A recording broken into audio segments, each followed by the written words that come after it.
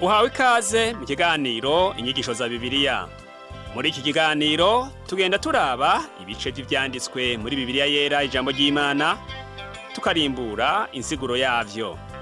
Ni ikiganiro gitanga inyigisho z'ivyanditswe vyera mu kiringo c'imyaka 5. Inyuma y'icigwa turaguha inomero woturonderako igihe wogira ico ugomba guterera canke kubaza. Kaze twumvirize kandi twigishwe.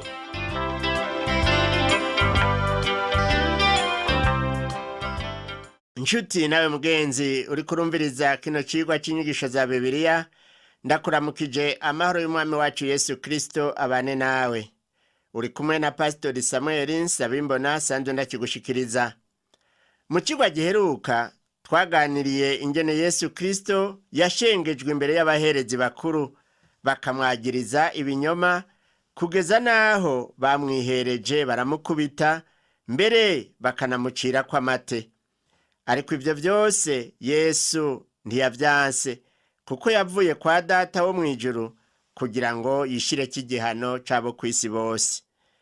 Uyu munsi tugomba twongere tuganire ivyakurikiye igihe bari bamaze kujana Yesu Kristo imbere ya Pilato.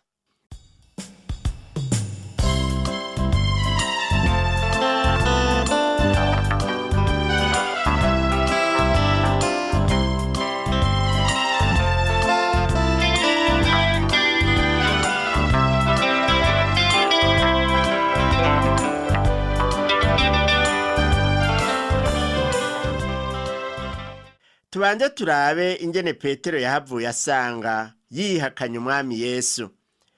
Turabe mu butumwa bwiza uko bwanditswe na Matayo mu gihimba ca 26 duhere ku murongo wa 69 tugeze ku wa 73 dusoma ngo: Ariko Petero yari yicaye hanze mu rugo, injoreka izahari iti, nawe nyene mwari kumwe na Yesu umunyagalilaya. Nawe abihakanira mu maso ya bose ati, ico uvuze sindakizi. Yunguruje mu bikingi vy'irembo, iyindi njoreka iramubona, ibarira baraho iti, n'uwu nyene yari kumwe na Yesu umunyanazareti. Yongera kubihakana ararahira ati, uwo muntu sindamuzi. Hahise akanya, abahagazeho baramwegera babwira Petero bati, ni ivy'ukuri nawe uri uwo muri bo, bitaye ko n'imvugo yawe iraguhinyuza. Petero yavuga nk'abanyagalilaya. Ukuntu bavuga vyari bitandukanye gato n'abiyudaya. Dusomye ku murongo wa 74 haravuga ngo, buno atangura kurahira arisiba ati, uwo muntu sindamuzi. Uwo mwanya inkoko irabika.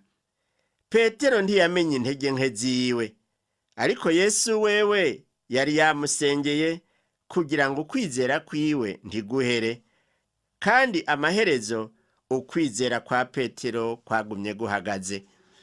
Umurongo wa 75 haratubwira ngo Petero yibuka ijambo Yesu yamubwiye ati, inkoko itarabika uja kunyihakana gatatu.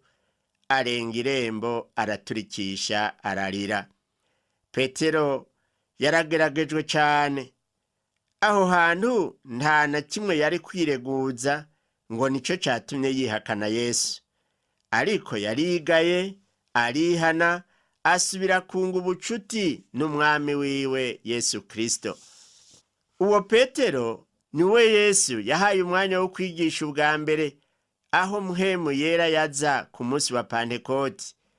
Ico gihe abantu 3,000 bose barizeye barakizwa.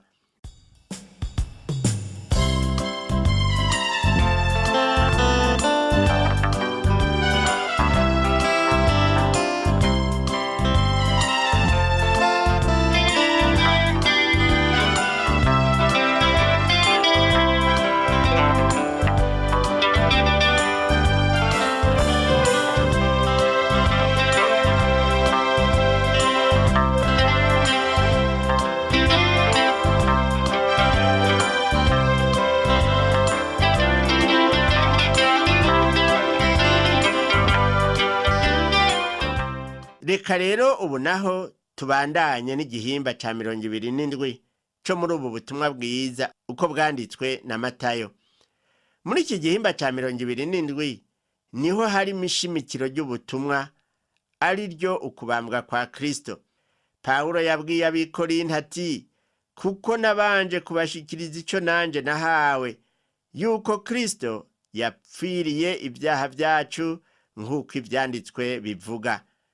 Ni mwikete yandikiye abikorinto rya mbere mu gihimba ca 15 umurongo wa 3. Matayo ntiyanditse ngo avuge idonido ingene uko kubambwa kwa Yesu Kristo kwagenze, kandi n'abandi banditse ubutumwa bwiza ntibabivuga idonido. Vyabaye nk'uko Imana yomera nk'ipfuka ivyabaye kuri Yesu mu masaha yiwe ya nyuma ashika kuri 3. Aho ku musaraba niho habaye igicaniro co guherereza ko umwagazi w'intama w'Imana ukuraho icaha c'abari mw'isi. Hano rero Matayo ariko aravuga mu ncamake ati baciye bamubamba. Iki gihimba gitangurana no mu gitondo cakurikiye umunsi bafata Yesu ari Getsemane. Baciye bamujana kwa Kayafa, bakamwagiriza, bakamukubita, bakamushinyagurira, maze Petero agahava mwihakana. Reka rero turabe ingene Yesu yashengejwe imbere ya Pilato. Umurongo wa mbere wo muri iki gihimba ca 27 uravuga ngo, umutwenzi utambitse, abaherezi bakuru bose n'abashinga ntahe b'ubwo bwoko bagira inama Yesu ngo bamwice.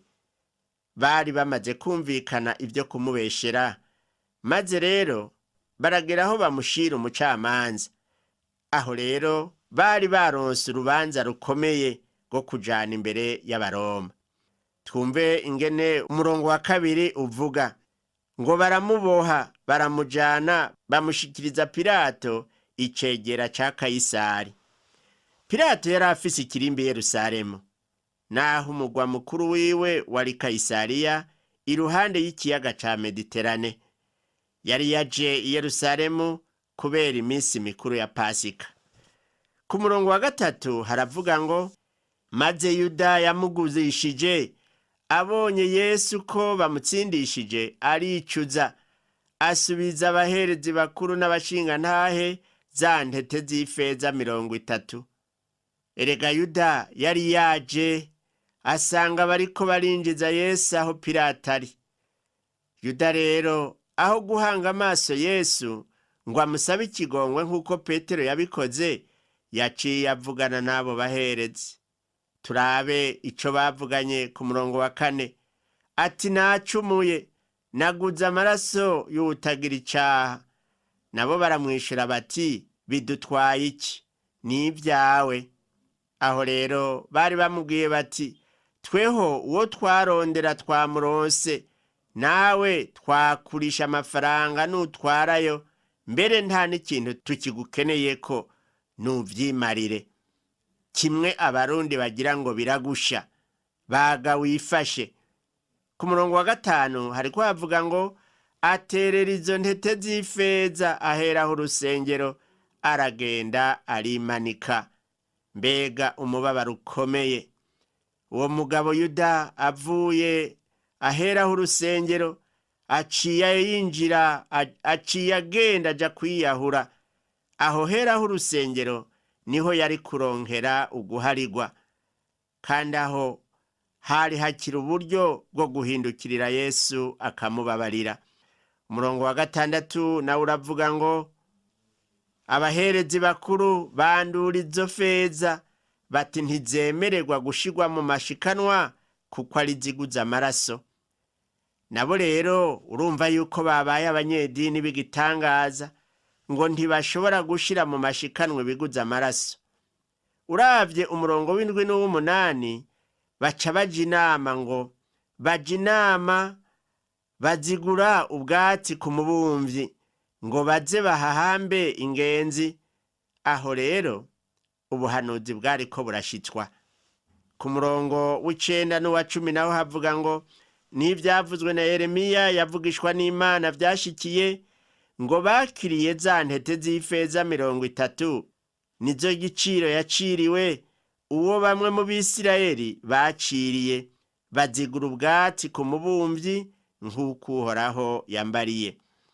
Ubwo n'ubuhanuzi rero dusanga mu gitabo c'uwavugishwa n'Imana Yeremiya, igihimba ca 18 umurongo wa mbere kugeza kuri 4, no muri Zekariya igihimba ca 11 umurongo wa 12 n'uwa 13. Igihe Yuda yagaruka afise za ntete z'ifeza, Yesu yari ngaho agira yicwe kubw'abanyabyaha, mbere no kubwa Yuda yaragiye gupfa. Naha nyene Yuda vyaramunaniye, ntiyashoboye guhindukirira umwami Yesu ngo amubabarire.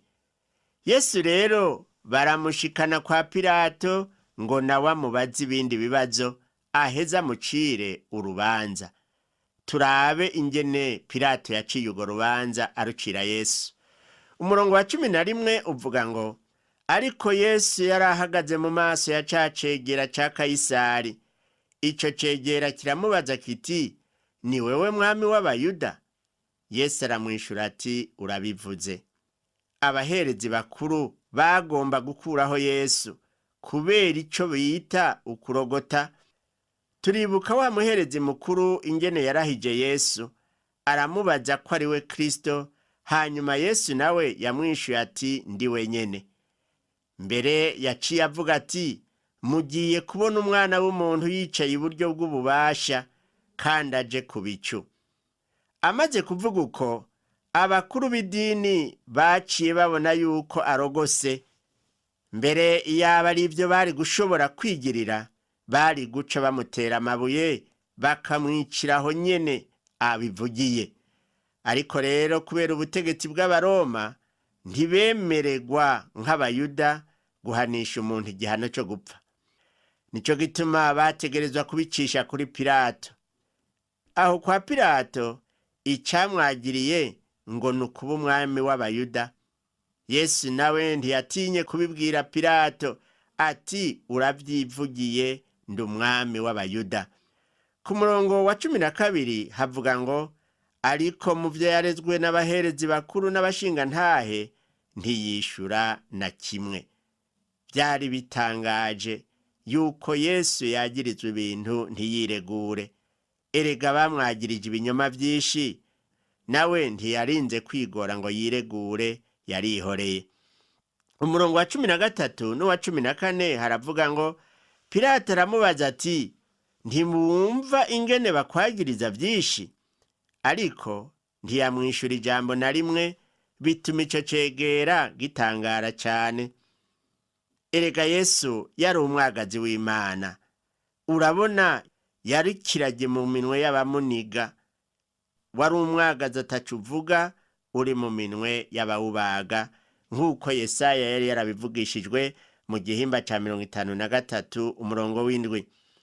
Ku murongo wa 15 n'uwa 16 naho tubona ngo, muri iyo minsi mikuru icegera caremeye kurekurira abantu imbohe imwe iyo bagomba, kandi bari n'imbohe imwe yari rurangiranwa yitwa Baraba. Matayo ariko arandika nawe nyene ntiyanditse vyinshi kuri ivyo, ariko Pilato yahavuye abona yuko abo baherezi bakuru ataco bari bafise kiboneka cari gutuma Yesu asabirwa igihano cyo gupfa. Yesu ntiyigeze agumura abantu ngo bagwanye Abaroma.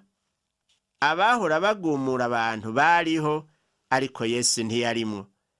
Pilato rero yari afise ingorane, yarabona yuko Yesu yarenganijwe, adakwiye guciga urubanza rw'ibinyoma ngo yicwe. Ariko yarapfuye kuvyemera kugira ngo anezereze abaherezi bakuru, kandi Yerusalemu haguma umutekano. Kugira ngo agerageze gutorera umuti iyo ngorane, yaciye abahitishamwo ko yobarekurira Yesu Kristo canke yobarekurira Baraba. Twibuke yuko uwo Baraba yari yaboshwe ahogwa ivyaha vyiwe, ubwicanyi, ubusuma n'ibindi vyinshi. Baraba yari umugararije akomeye. Umurongo wa 17 uvuga ngo, bakoranye Pilato arababaza ati, uwo mugomba ko ndabarekurira ninde? Ni Baraba canke ni Yesu yitwa Kristo? Pilato we rero yabona ko batokubahuka ko harekugwa Baraba umwicanyi ngo hicwe Yesu yagirizwe ibintu bidafashe vy'amajambo yonyene kandi y'amarementanyo. Umurongo wa 18 turabona havuga ngo kuko yamenye yuko ishari ari ryo rimubatangishije. Pilato yari umunyepolitike w'umunyabwenge, yarabona ingene ibintu vyifashe, mugabo yibaza yuko ashengero ryose rica risaba yuko Baraba bambwa maze Yesu akarekugwa. Ariko ibyabaye byabaye ikintu gikomeye. Pilato yari kubatoye umuti w'izo ngorane, mugabo ibyabaye byaramutangaje kandi birateye agahinda. Murongo wa 19 havuga ngo acicaye ku ntebe y'imanza, umugore wiwe amutumako ati ntihagire ico ugira uwo mugororotsi, kuko naraye ndose mbona mbabazwa vyinshi kubwiwe. Uwo mugore yari mu bizera ibintazi. Birashoboka nuko iyo ndoto yiwe yoba yavuye kuri Satani. Iyo biba vyari vyavuye ku Mana, uwo mugore yari kubanza akabaririkiza neza akamenya ivy'uwo Yesu. Ariko yaciye anyaragasa gusa abwira umugabo wiwe ati mfise ubwoba kubera indoto narose kubw'uwo. Ku murongo wa 20 hacavuga ngo ariko abaherezi bakuru n'abashingantahe bosha ishengero ngo rimusabe Baraba maze ryicishe Yesu. Urabona nabo baherezi nabo nyene ko bari abanyepolitike b'abanyabwenge, barafashe umwanya wo kunyurangana mu bantu, bababwirira mu mpisho bati musabe ko Baraba arekugwa maze Yesu nawe yicwe. Umurongo wa 21 ucuvuga ngo ico cegera kirababaza kiti muri abo bombi uwo mugomba ko ndabarekurira ninde? Nabo baramwishura bati ni Baraba. Ngaka gahinda kamucamanza aca izidatunganye, abaza abaje kwitwara ati ndabacire urumeze rute. Urumva yuko Pilato ntiyari yigeze amenya ko abakuru b'idini bogira ubube gito bungana gutyo. N'uyu munsi birashoboka ko hari abanyedini batari bamwe bakorera mu bube gito bw'ibinyoma mbere no kurementaniriza abandi. Umurongo wa 22 nawe uravuga ngo Pilato arababaza ati none Yesu yitwa Kristo we ndamugire nte? Bose bati nabambwe. Niwiyumvira umucamanza yemewe, ariko arabaza ico yokorera ubohewe ibyaha vyiwe. None Pilato we kwari we yari umucamanza, si we yari akwiye gufata ingingo ikenewe? Ewe nshuti yanje mucamanza, wibaze ingene uca imanza z'abakwituye, wirinde guhengamira ku vy'abantu bifuza gusa binyuranye n'ukuri. Ubutumwa bwiza uko bwanditswe na Yohana buratubwira yuko Pilato yihereranije Yesu inshuro nyinshi amubaza ibibazo. Womengo yari karamurondera ko ikintu, nk'uko yovuga ati ewe Yesu twumvikana ibi n'ibi, urabona nta wundi atwumva, niho nanje nca ndagukura muri aka kaga, nanje izi ngorane banzaniye imbere zimveko. Ariko Yesu ntiyari uwo kwigwanira, yarazi icamuzanye. Twihweje neza ivy'uru rubanza rw'agatetereza, dusanga bisa nuko Pilato ari we yari mu mutego nk'uburanywa, Yesu nawe akaba yari umucamanza. Pilato niwe yari afise uburenganzira bwo gufata ingingo ijanye n'ivya Yesu. Ariko raba ngo naje kubaza ishengero ry'abantu ngo mbegu Yesu we yitwa Kristo ndamugire gute? Yaciye aronka inyishu 10 tumutima wiwe ngo nabambwe. Turabe ku murongo wa 23 ingene havuga, arababaza ati kuki yakoze ikibiki? Ariko barushiriza gusemerera cane bati nabambwe. Nta gugu canke isinzi ry'abantu rishobora gufata ingingo ngo risohore ijambo ritomoye, kuko isinzi ry'abantu ntiryiyumvira. Umurongo wa 24 uvuga ngo, maze Pilato abonye ko arushwa n'ubusa, ariko ko barushije kuvyura umugumuko, yakira amazi akarabira imbere y'ishengero ati, jeho ndacuna kubw'amaraso y'uwu mugororotsi ni vyanyu. Pilato yaciye atuma k'amazi arakaraba, aravuga icese yuko adashigikiye yuko Yesu yicwa, ariko ntivyari bimworoheye. Niwe yategerezwa gufata ingingo, ariko vyaranse. Erega nshuti yanje, umuntu wese ategerezwa gufata ingingo, kandi iyo ngingo afashe niwe iraba. Naho Pilato yakaravye ibiganza vyiwe, ivyatororokanijwe vyo twemera mu butumwa bwiza canke ivyanditswe muri kahise, handitswemwo ngo yarababajwe kuri Pontiyo Pilato.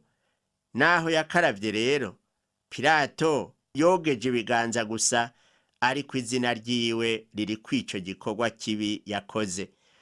Umurongo wa 25 uvuga ngo, abantu bose baramwishura bati, amaraso yiwe araba ari twebwe akora n'abana bacu. Mbega umubabaro! Abavyeyi basabira abana babo k'umuvumo ubabako n'ico kwiyubarako. Abo bantu uko bavyisabiye niko vyahavuye bimera. Usomye umurongo wa 26 havuga ngo, maze abarekurira Baraba, ariko Yesu aramutonagura, aramutanga ngo abambwe. Pilato nawe nyene yemeye kugwa muri uwo mutego w'ububegito bw'Abayuda. Yategerezwa guhagararira ukuri, ariko yafashe ingingo ishigikira ivyo binyoma vy'abo bantu kandi b'inkozi z'ikibi.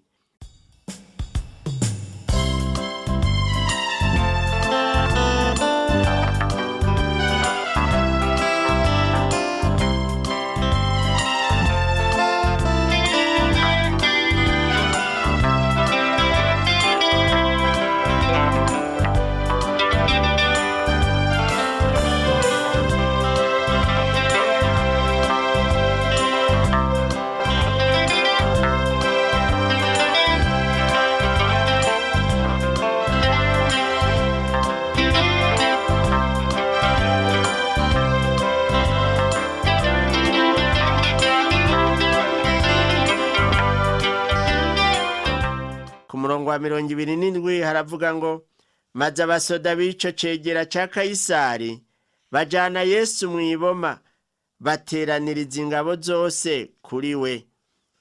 Abo basoda bari bafise uburenganzira bwo kumugira uko bagomba, bivuye kw'igugu ry'abantu b'imitima ikomantaye.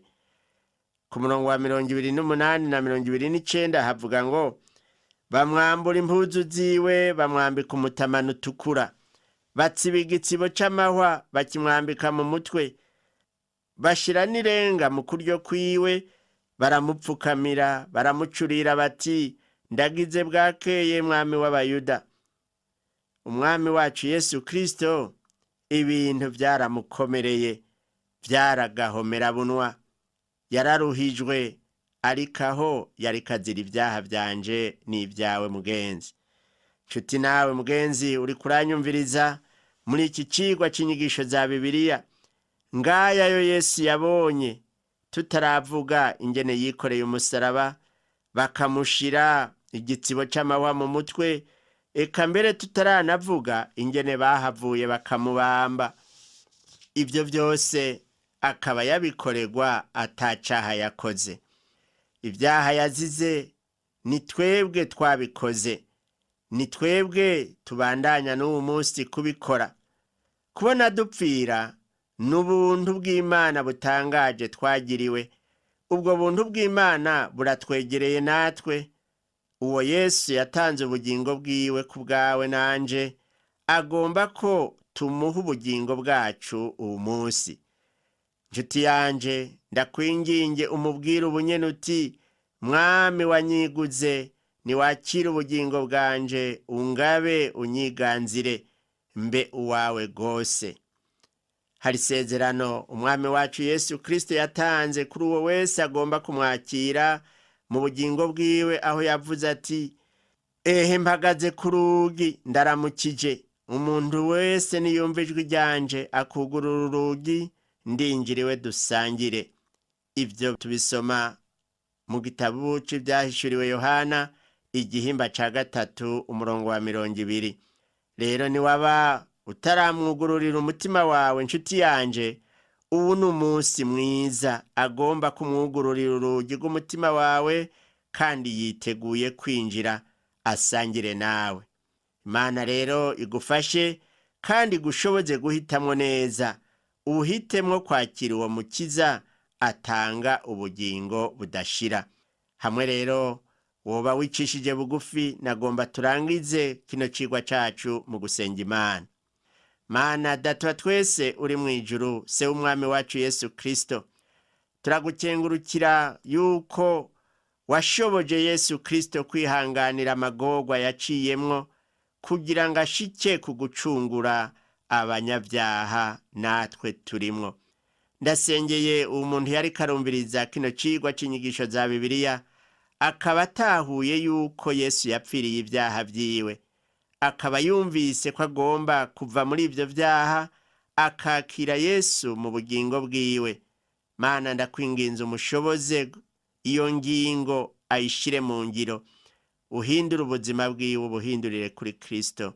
Muhanagure mu gitabo cyabo gucigwa kw'imanza, mushire mu gitabo cy'abana b'Imana, hanyuma yami ivyamwa bikwiranye nuko kwihana.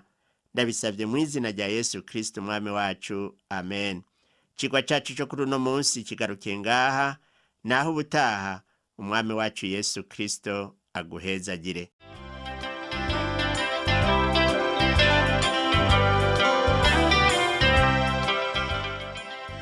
Wakoze kumviriza icigwa c'ijambo ry'Imana c'uyu munsi.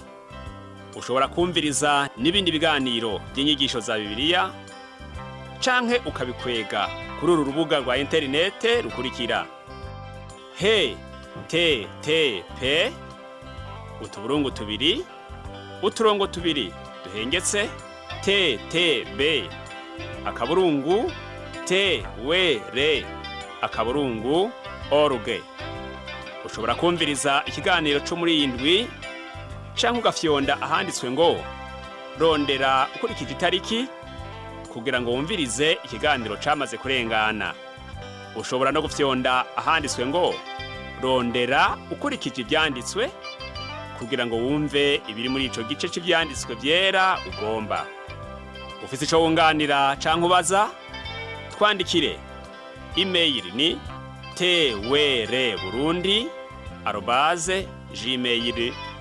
twr@gmail.com. Ushobora kandi kudusanga kuri Facebook yitwa TWR Burundi. Ushobora no kutwakura kuri telefone yo mu biro, inomero ni 22 24 26 57 mu masaha y'akazi, canke kuri telefone ngendanwa, inomero ni 69 67 12 77 79 74 19 93. Udusanga kandi kuri Whatsapp, nimero ni 79 38 71 99. Yesu aguhezagire.